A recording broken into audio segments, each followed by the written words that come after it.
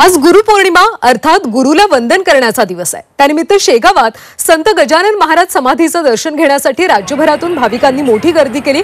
गुरुपौर्णिमेनिमित्त आज शेगाव इथल्या संत गजानन महाराज मंदिरात विविध धार्मिक कार्यक्रमांचं सुद्धा आयोजन करण्यात आलं।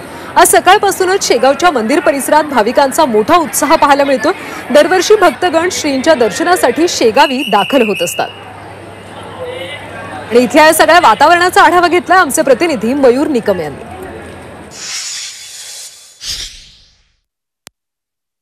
मी सध्या संतनगरी शेगाव मध्ये आहे। जी गर्दी पाहताय ही गुरुपौर्णिमेची गर्दी आहे। दरवर्षी भक्तगण गजानन महाराजांचं दर्शन घेण्यासाठी गुरुपौर्णिमेला शेगावात गर्दी करत असतात। काही भक्तगण आलेले ते नाशिकहून आलेले, त्यांच्याशी आपण बातचीत करूया। मला सांगा, किती वर्षापासून या ठिकाणी येतात? साधारण मी 24 वर्षापासून दर गुरुपौर्णिमेला येतोय। कसा अनुभव आहे इथला? हे एक फार संस्थान असे आदर्श संस्थान आहे गजानन महाराज संस्थान, आणि महाराजांच्या या सानिध्यामध्ये आल्यानंतर खरोखर परमेश्वर हा इथं जागृत असं वाटतं। आणि या संस्थांमध्ये कायम डेव्हलपमेंट असते आणि येथील एक एक भक्तगणांचा रुपया इथं कम्प्लिटली आपल्या संस्थांच्या कामी आणि जे काही आपले भावी भक्तगण येतात त्यांच्या सुख सुविधेसाठी उपलब्ध असतो।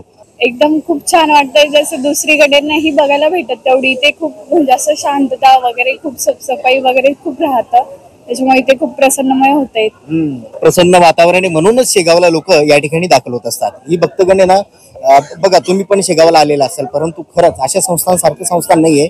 नियोजनबद्ध कारभार आणि साफसफाई स्वच्छता या ठिकाणची खरंच खासियत आहे। त्याच्यामुळे भक्तगण कोणताही उत्सव असो या शेगाव नगरीमध्ये दाखल होत असतात। व्हिडिओ जर्नलिस्ट श्रीकांत सह मी मयूर निकम, झी मीडिया, शेगाव, बुलढाणा।